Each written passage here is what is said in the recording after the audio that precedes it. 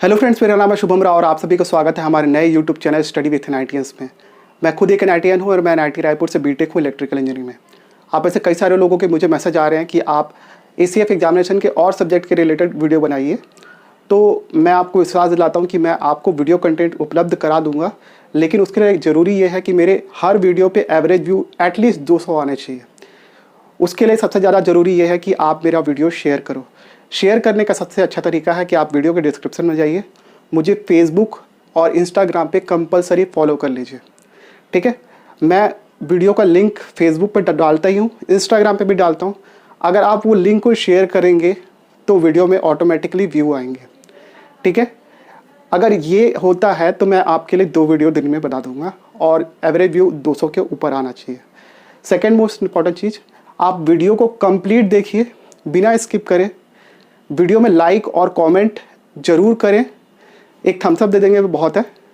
इसके अलावा अगर आप इस चैनल में नए आए हैं तो प्लीज़ वीडियो को सब्सक्राइब करने के साथ साथ बेल नोटिफिकेशन ऑन करना ना भूलें।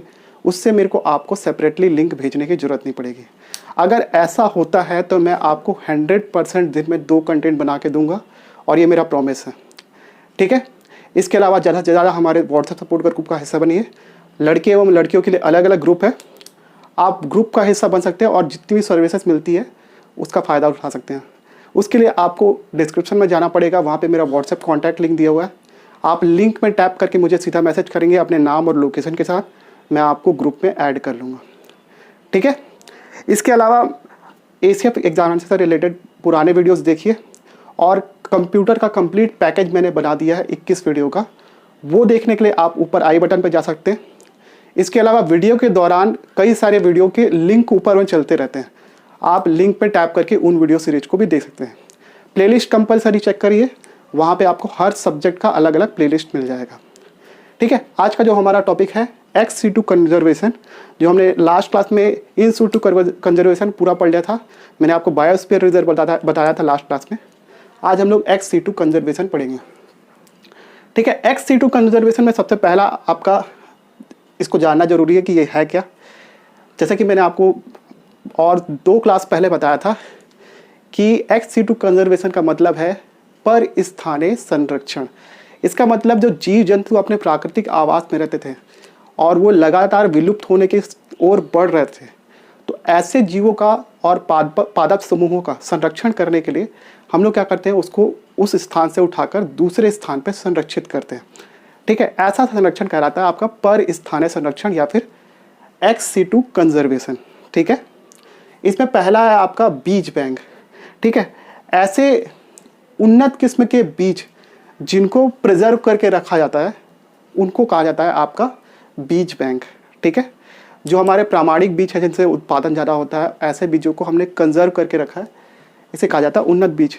ठीक है, और इनका प्रोटेक्शन जरूरी है ताकि हमारे देश में इन फ्यूचर कभी फेमाइन की कंडीशन ना आ पाए। ठीक है, इसके बाद है आपका जीन बैंक, और ये जीन बैंक काफ़ी इंपॉर्टेंट है। ठीक है, ये बेसिकली क्या किया जाता है, जंतुओं एवं पादपों के आनुवांशिक पदार्थों का संग्रह किया जाता है। काइंड ऑफ एग्जांपल आपने सुना होगा कि आजकल जो है हमारे देश में जो भी कैटल्स वगैरह हैं, उनके लिए उनको अब प्राकृतिक रूप से उनका क्या करें बच्चे पैदा करने के लिए उनको मतलब मेटिंग नहीं कराना पड़ता। हमारे देश में इंजेक्शन है, इंजेक्शन अगर आप फीमेल को ठोक दोगे तो वो प्रेग्नेंट हो जाएगी। ये आज इसको क्या बोलते हैं, कोल्ड सीमन प्रिजर्वेशन बोलते हैं, और उससे आपका बच्चे पैदा करने के लिए इंजेक्शन आजकल मार्केट में उपलब्ध है। ठीक है, लेकिन जैसे मान लीजिए अब कोई उन्नत किस्म की जीव हैं, like kind of example Jersey guy, in future में अगर उसके विलुप्त होने के चांसेस बढ़ने लगे तो हम लोग क्या करेंगे, तब हम लोग क्लोनिंग टेक्निक यूज़ करते हैं और बच्चों को पैदा करते हैं। ठीक है, ताकि ऐसे जीवों की संख्या कम ना होने पाए। ठीक है, तो पादपों एवं जंतुओं के लिए, पादपों के लिए भी वैसा किया जाता है और आपके जंतुओं के लिए भी वैसा किया जाता है। ठीक है, आप न्यूज़ में पढ़ते होंगे कि क्लोन से ये पैदा किया गया, ये पैदा किया गया, तो उन सारी चीज़ों का जो मेन सोर्स है वो आपका gene bank.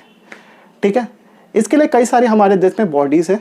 Kind of example पौधों एवं फसलों के लिए आपका NBPGR में संरक्षण किया जाता है, जिसका नाम है national bureau for plant genetic resource. ठीक है, एक बार और रिपीट कर देता हूँ, national bureau for plant genetic resource, ये न्यू दिल्ली में है। यहाँ पे पौधे एवं फसलों के आनुवांशिक पदार्थ का संग्रह किया जाता था। उसी प्रकार आपके पशु के लिए राष्ट्रीय पशु आनुवांशिक संसाधन ब्यूरो, ये करनाल में हरियाणा। ठीक है, राष्ट्रीय मत्स्य आनुवांशिक संरक्षण ब्यूरो, और इसमें मत्स्य का, इसमें पशु का, मतलब मछली का आनुवांशिक पदार्थ यहाँ पे लखनऊ में स्टोर किया जाता है और पशुओं का करनाल में। ठीक है, इसके बाद है आपका थोड़ा ब्रॉड एस्पेक्ट में देखेंगे तो जीन पूल केंद्र। ठीक है, इसमें क्या किया जाता है, ये और ये लगभग सेम है, लेकिन हमारे देश में कई सारी ऐसी प्रजातियां हैं जिनमें भी विविधता पाई जाती है। काइंड ऑफ एग्जाम्पल, हम लोग मनुष्य हैं। मनुष्य में इंडिया का मनुष्य अलग टाइप से बिहेव करता है, फॉरेन का मनुष्य अलग टाइप से बिहेव करता है। दोनों के कलर और क्रीड, कास्ट, ये सब चीज़ों में अंतर होता है। ठीक है, तो ऐसे समस्त प्रजातियों का संरक्षण करने के लिए हम लोग जीन कोर्स बनाते हैं। ठीक है, एक ही प्रजाति में डिफरेंट वैरायटी के जीनों का संरक्षण क्या कहलाता है, जीन कोर्स कहलाता है।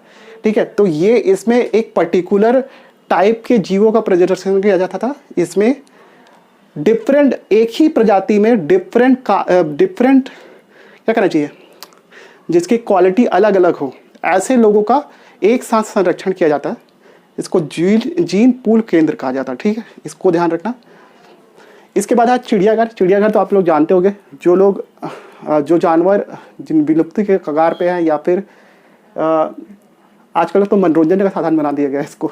ठीक है, ऐसे लोगों का भी विलुप्ति के कगार पे जीव हैं उनका भी, और जो लोग अभी वर्तमान में मिल भी रहे हैं उन लोग का भी कंजर्वेशन किया जाता है। कहाँ पर, चिड़ियाघर में। ठीक है, और हम लोग इसके लिए एक कृत्रिम आवास इनको प्रदान करते हैं। ठीक है, उसके साथ साथ हम लोग पर्यावरण के साथ साथ हम लोग पर्यटन को भी बढ़ावा देने के लिए प्रयास करते हैं। ठीक है, और ये सारे चिड़ियाघर को जो संचालित करने वाली बॉडी है उसका नाम है सेंट्रल जू अथॉरिटी, 1972 के एक्ट के तहत काम करता है। ये बॉडी है और ये एक्ट के तहत काम करता है 1972 के वन्य जीव संरक्षण अधिनियम। ठीक है, इसके बाद है आपका वानस्पतिक उद्यान। ठीक है, बोटैनिकल गार्डन। ठीक है, ये भी XC2 कंजर्वेशन में आया है, और ये बहुत बार क्वेश्चन आया है कि वानस्पतिक उद्यान किस प्रकार का कंजर्वेशन है, तो वो आपका क्या है, XC2 कंजर्वेशन। ठीक है, वानस्पतिक उद्यान में जैसा चिड़ियाघर में किया जाता था वैसे ही आपका पेड़ों के लिए आपका वानस्पतिक उद्यान है। पेड़ों के डिफरेंट जितने भी विलुप्त प्राय प्रजातियां या फिर जो मिलती भी हैं उनको एक जगह कंजर्व करके रखना बोटैनिकल गार्डन कहलाता है। ठीक है, हमारे भारत का सबसे बड़ा बोटैनिकल गार्डन मेरे ख्याल से मैसूर वाला ही है, कर्जन पार्क बोलते हैं इसको।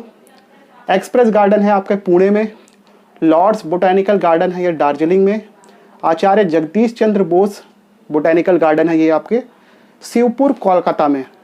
ठीक है, इतनी सारी चीज़ें हो गई। एक कंजर्वेशन और बच गया जिसका नाम है निम्न तापीय संरक्षण या फिर क्रायो प्रिजर्वेशन संरक्षण। ठीक है, इसके बारे में मैंने आपको जब 2 क्लास पहले बताया था तो उसमें क्लासिफिकेशन में दिखाया था। अब जगह नहीं बची तो मैं आपको ओरली नरेट कर दे रहा। ठीक है, इसमें किसी भी जीव की, मतलब जंतु या फिर पादपों के, ठीक है, ऊतक मतलब टिश्यूज और सेल, और इसके अलावा उनके अंगों का प्रिजर्वेशन किया जाता है। और उसके लिए एक टेक्निक यूज़ की जाती है। हम लोग लिक्विड नाइट्रोजन में को -175 डिग्री, यही था ना, -175 डिग्री के आसपास, सॉरी 175 बोल रहा हूँ, -196 डिग्री के आसपास इसको मेंटेन करा जाता है टेम्परेचर, और उसमें इन जीवों के टिश्यूज, सेल और अंगों को प्रिजर्व किया जाता है। इसको बोलते हैं निम्न तापीय संरक्षण। ठीक है, तो ये था XC2 कंजर्वेशन। इसके आगे की चीज़ें हम लोग थोड़ी देर में देखते हैं। तो चलिए एक और टॉपिक पर नज़र डालते हैं जिसका नाम है आपका जैव विविधता के लिए अंतर्राष्ट्रीय प्रयास कौन कौन से किए गए थे और अभी किए जा रहे हैं, उसके बारे में हम लोग इस टॉपिक पे चर्चा करेंगे। ठीक है, ये मेंस में भी आ सकते हैं, आपके प्रीलिम्स एग्जाम में से आ सकता है। ठीक है, सबसे पहला है आपका जैव विविधता संधि, और ये काफ़ी इंपॉर्टेंट है। 1992 में जैसा कि आपको पता होगा कि पृथ्वी सम्मेलन 1 का आयोजन किया गया था रियो डी जेनेरियो में, और इसके बारे में मैं तीसरी बार या चौथी बार बता रहा हूँ आई गेस। ठीक है, इसमें ये संधि पारित हुई थी और उसके बाद 1993 से ये प्रभावित हुई। ठीक है, इसमें जो प्रमुख जो लक्ष्य रखे गए थे या फिर इसका उद्देश्य कह सकते हैं, उस पर यह है कि जैसे मान लीजिए अगर किसी भी जैव विविधता को किसी देश से दूसरे देश पे स्थानांतरित किया जा रहा है, तो जो पितृ देश होगा, मतलब जो जहाँ पे वो जैव विविधता जिसके ओरिजिनेट हुई है, उस देश को दूसरा देश हर्जाना प्रदान करेगा। पहला ये था। सेकंड ये है कि जैव प्रौद्योगिकी में जो भी बदलाव आ रहे हैं, ठीक है, जो हम लोग ने डेवलपमेंट और इनोवेशन किए हैं, ऐसे जैव प्रौद्योगिकी को आपका विकसित देश विकासशील देशों को ट्रांसफ़र करेंगे। ठीक है, ये सेकंड पॉइंट हो गया। थर्ड पॉइंट ये है कि पारस्परिक, मतलब एक हिस्सेदारी होनी चाहिए। अगर आप कोई चीज़ इनोवेट कर रहे हैं, काइंड ऑफ एग्जांपल मान लेते हैं 5 देश मिलके कोई रिसर्च करते हैं जैव विविधता से रिलेटेड, और रिसर्च में सबको सफलता मिल जाती है, तो सभी को बराबर का हिस्सा मिलना चाहिए। ठीक है, उससे जो भी लाभ हो रहा है और जो भी उनके रिसर्च पेपर वगैरह में, पब्लिकेशन वगैरह में जो भी रिसर्च है, उनका बराबर का शेयर उनको मिलना चाहिए। ये तीसरा पॉइंट है। तो ये थी आपके जैव विविधता संधि। सेकंड है आपका विश्व विरासत संधि। ठीक है, विश्व विरासत संधि 1972 में प्रभाव में आई। ठीक है, और ये क्या था? पर्यावरण संबंधी संरक्षित क्षेत्रों को, ठीक है, विश्व विरासत के रूप में स्थान दिलाना। ठीक, भारत ने इस संधि का पार्ट कब बना? 1976 में, और 1977 में इसको अनुमोदित किया गया। ठीक है, अब विश्व विरासत संधि में बहुत सारे क्षेत्र आजकल शामिल हो गए हैं। मेरे ख्याल से 37 या 38 हो गया अभी। ठीक है, लेटेस्ट जो आपके विश्व विरासत क्षेत्र में शामिल था आपका द वर्ल्ड सिटी जयपुर, ठीक है, वो सबसे लेटेस्ट था। उसके पहले आपका मुंबई में विक्टोरियन आर्ट ग्रेथ हो आई गेस, उसके पहले था। ठीक, और उसके पहले अहमदाबाद हेरिटेज सिटी को भी विश्व विरासत सूची पे शामिल किया गया। तो ऐसे कुछ क्षेत्रों को शामिल किया गया। ठीक है, तो ये था विश्व विरासत संधि। आपको मैं रटवा दूंगा विश्व विरासत संधि में कौन कौन से स्थल शामिल हैं जब मैं आपको नेशनल पार्क कराऊंगा। ठीक है, बायोस्फीयर रिजर्व हम लोग पढ़ लिए हैं, नेशनल पार्क जब हम लोग पढ़ेंगे उसके साथ मैं आपको विश्व विरासत सूची पे बता दूंगा। ठीक है, उसको भी याद करना क्योंकि एग्जाम में कभी कभी पूछ देता था। ठीक है, इसके बाद है आपका राष्ट्रीय जलीय पारिस्थितिकी तंत्र संरक्षण। ठीक है, ये एक योजना है। 2013 में क्या हुआ, भारत सरकार ने झीलों को संरक्षण करने के लिए और नम भूमि संरक्षण करने के लिए एक नीति लाई जिसका नाम था राष्ट्रीय जलीय पारिस्थितिकी तंत्र संरक्षण योजना। ठीक है, और ये 12वीं पंचवर्षीय योजना में लागू किए थे। जैसा कि आपको पता होगा कि मोदी सरकार आने के पहले तक भारत में पंचवर्षीय योजना चलती थी। उसके बाद उसका जो क्रियान्वयन था वो योजना आयोग करता था, प्लानिंग कमीशन, जिसको 2014 में मोदी सरकार ने एबॉलिश कर दिया, और उसकी जगह आजकल हमारे देश में नीति आयोग बना हुआ है, national institute for transforming India, ऐसा कुछ नाम है उसका। ठीक है, और वो नीति आयोग आजकल हमारे देश के लिए नीति बनाता है। उससे पहले प्लानिंग कमीशन थी, तो वो 12वीं प्लानिंग कमीशन के अंतर्गत हम लोग ये योजना लाई। ठीक है, हालांकि झील संरक्षण का कार्यक्रम हमारे देश में 2001 से चल रहा है। नम भूमि संरक्षण का कार्यक्रम हमारे देश में 85-86 में चालू हुआ था। ठीक है, इसमें क्या था, जो भी आपके झील क्षेत्र होंगे या फिर नम भूमि क्षेत्र, नम भूमि मतलब लैंड और वाटर का ट्रांजिशन वाला एरिया, दलदल का एरिया समझ लो। ठीक है, ऐसे क्षेत्रों को संरक्षित करने के लिए केंद्र सरकार 70% देगी, राज्य सरकार को 30% देना पड़ेगा। ठीक है, लेकिन भारत सरकार ने स्पेशल प्रिविलेज दिया है किसको? नॉर्थ ईस्ट के एरिया को। वहाँ पे भारत सरकार 90% खर्च करेगी और राज्य सरकार को 10% शेयर देना पड़ेगा जो भी उस पर खर्च आएगा। तो ये एक योजना है, इसको याद रखना, राष्ट्रीय जलीय पारिस्थितिकी तंत्र योजना। इसके बाद है आपका CBD, convention on biological diversity. ठीक है, ये थोड़ा सा अलग है इससे, लेकिन ये भी आपके 1992 के पृथ्वी सम्मेलन 1 में आया था और ये लागू हुआ आपके 1993 से। इसके भी कुछ उद्देश्य देख लो। इसके अंतर्गत भी जैव विविधता का संरक्षण किया जाएगा। सेकंड है जैव विविधता के घटकों का सतत प्रयोग कंटिन्यूअस यूज़ करने इसकी का एक लक्ष्य है। सेकंड है थर्ड है आपका आनुवांशिक, मतलब जो भी हेरिडिटल आपके जो भी प्रॉपर्टी होगी उसमें जो भी इनोवेशन किया जाएगा तो उसका लाभ भागीदारी संबंधित राष्ट्रों को मिलना चाहिए। ये 3 आपके लक्ष्य थे। भारत में इसका क्या इंपॉर्टेंस है वो हम लोग थोड़ी देर में देखेंगे, और ये थोड़ा ब्रॉड एस्पेक्ट है, इसको थोड़ा ज़रूर याद रखना, ठीक है। तो वो देखते हैं हम लोग थोड़ी देर में। तो चलिए अब देखते हैं कि कन्वेंशन ऑन बायोलॉजिकल डाइवर्सिटी जो प्रोग्राम था उसका क्रियान्वयन भारत में किस प्रकार से किया गया, ठीक है, और बाकी सारी चीज़ें, ठीक है। अरे हाँ, एक और चीज़, कई सारे लोग मुझे बोल रहे हैं करंट अफेयर का भी वीडियो बनाइए आप, और कई सारे लोग बोल रहे थे आर्थिक सर्वेक्षण के भी वीडियो बनाइए, ठीक है। मैं वो सारे वीडियो आपको प्रोवाइड करूँगा, ये मुझे मेरे माइंड में भी है कि उनके वीडियो मैं आपको प्रोवाइड करूँगा। लेकिन हाँ, आप आर्थिक सर्वेक्षण की बुक लेके उसको पूरा रटने मत लग जाना, ठीक है। उसमें बहुत सारे आंकड़े दिए हैं, वो सबको रटने की ज़रूरत नहीं है, इतना दिमाग उसमें लगाना ही नहीं है, ठीक है। मेंस में जब आप अपीयर होंगे तब आपको आर्थिक सर्वेक्षण की ज़रूरत पड़ेगी, ठीक है। प्रीलिम्स में क्या पढ़ना है क्या नहीं पढ़ना है उससे रिलेटेड जो मैं वीडियो बनाऊंगा वो बहुत ही प्रिसाइज वीडियो होगा, ठीक है। कई सारे यूट्यूबर ने वीडियो बनाए आर्थिक सर्वेक्षण के ऊपर, मैंने देखा भी है उनको, ठीक है। उसमें क्या करते हैं, वो एक तो पीपीटी लेते हैं और पीपीटी में ऐसे मार्क करते करते पढ़ाते हैं। भाई पूरा आर्थिक सर्वेक्षण की अगर आप आंकड़े याद कर लोगे तो आप भगवान हो, ठीक है। और प्लीज़ मेरी एक रिक्वेस्ट है, किसी भी कोचिंग इंस्टीट्यूट की आर्थिक सर्वेक्षण की बुक आप मत खरीदो, ठीक है। रीज़न उसका ये है कि अगर आप आर्थिक सर्वेक्षण की बुक खरीदते हो और उससे रिलेटेड केवल उतने ही डाटा को पढ़ के जाते हो तो वो पढ़ने का सही तरीका नहीं है, ठीक है। आप आर्थिक सर्वेक्षण का पीडीएफ डाउनलोड करो और उसको खुद से एक बार पढ़ के देखो, आपको चीज़ें थोड़ा ज़्यादा क्लियर होंगी, ठीक है। और ये मेरा 100% विश्वास है। मुझे भी आज से 2 साल पहले आर्थिक सर्वेक्षण समझ में नहीं आता था। मैंने एक बार जब खुद से उसको पढ़ के ट्राई करा तब मुझे समझ में आने लगा कि इसमें से क्वेश्चन कैसे बनते हैं और इसका क्या इंपॉर्टेंस है मेंस वगैरह में, ठीक है।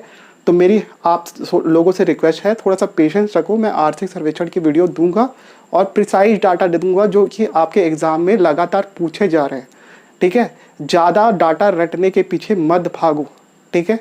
सेकंड, वही चीज़ मैं आपको करंट अफेयर के लिए बोल रहा हूँ।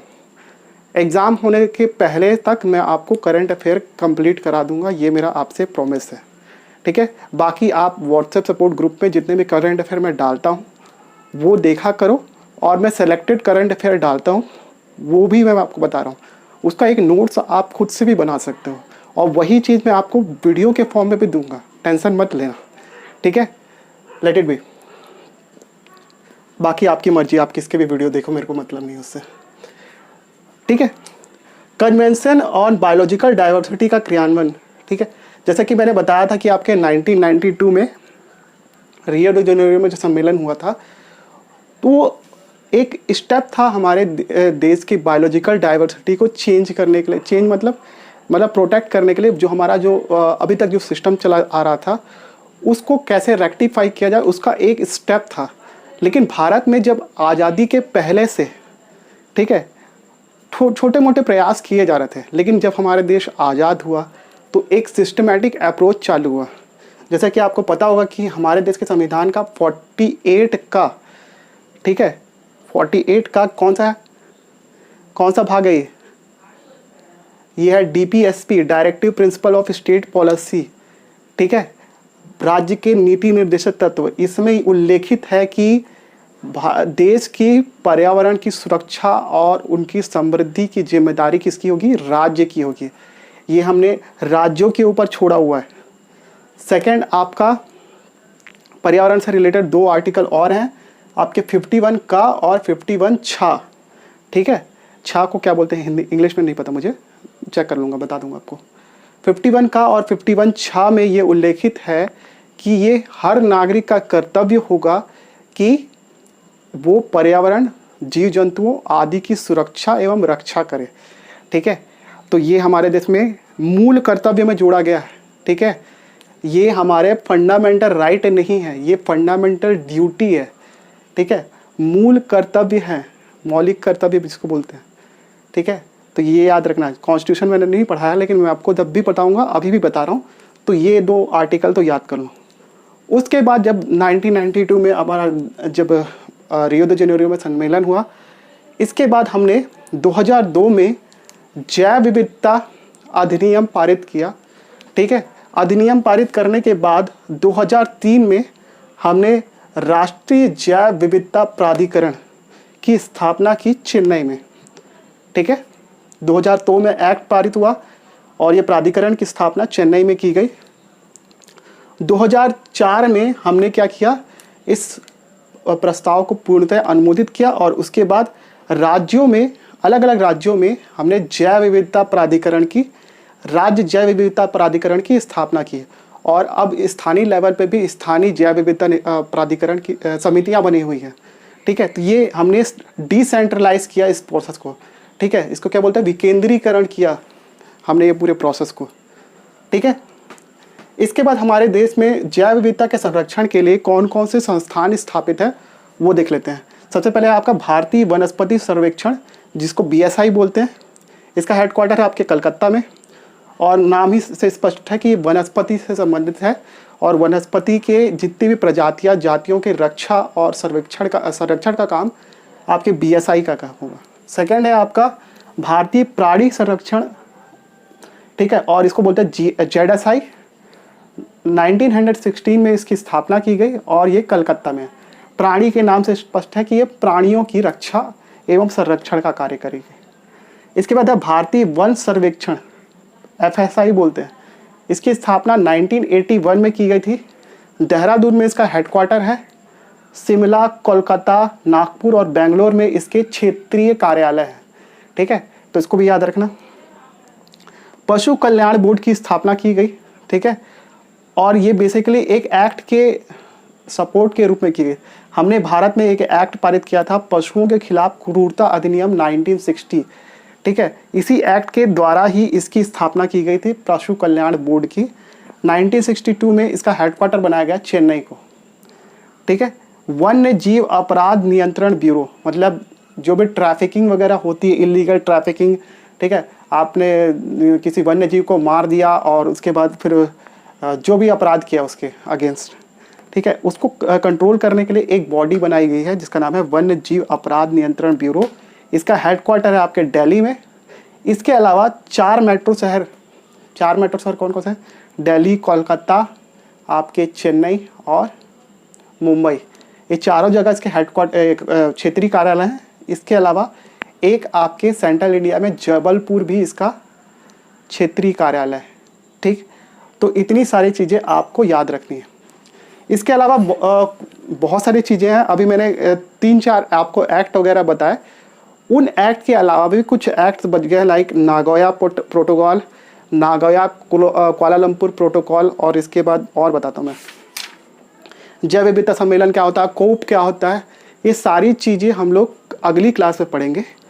ठीक, इसके अलावा मैं जो भी आपकी परियोजना योजना होगी वो सब बता दूंगा। उसके बाद आपका जैव विविधता वाला टॉपिक मेरे ख्याल से ख़त्म हो जाएगा। ठीक, तो इसके लिए 2-3 क्लास लगेगी। उसके बाद हम लोग डायरेक्ट प्रदूषण में आएंगे। तब तक के लिए आपका एक काम है कि प्लीज़ वीडियो को लाइक कीजिए, चैनल में नए हैं तो सब्सक्राइब कीजिए, ज़्यादा से ज़्यादा इस वीडियो को शेयर करिए एटलीस्ट उन लोगों को जिनके पास पैसे नहीं है कोचिंग इंस्टीट्यूट को देने के लिए, या फिर वे मंडी निरीक्षक, ACF और CGPSC CGVAPAM से जुड़े हुए सारे कॉम्पिटिटिव एग्जामिनेशन की तैयारी कर रहे हो, उनको ज़रूर शेयर कीजिएगा। और हमारे व्हाट्सएप सपोर्ट ग्रुप से जुड़िए और जो भी सर्विसेज हैं उसका फ़ायदा उठाइए। इसके अलावा मुझे फेसबुक और इंस्टाग्राम पे फॉलो करना ना भूलें, सारी लिंक आपको डिस्क्रिप्शन में मिल जाएगी। तब तक के लिए thank you so much for watching this video. Have a good day.